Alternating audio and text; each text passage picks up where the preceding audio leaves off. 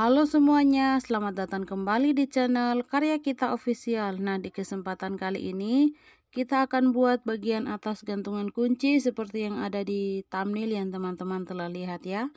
Jadi caranya buat magic ring, kemudian isi magic ring ini dengan 10 single crochet. Dan untuk langkah selanjutnya, isi setiap lubang dengan 1 single crochet sebanyak 4 putaran.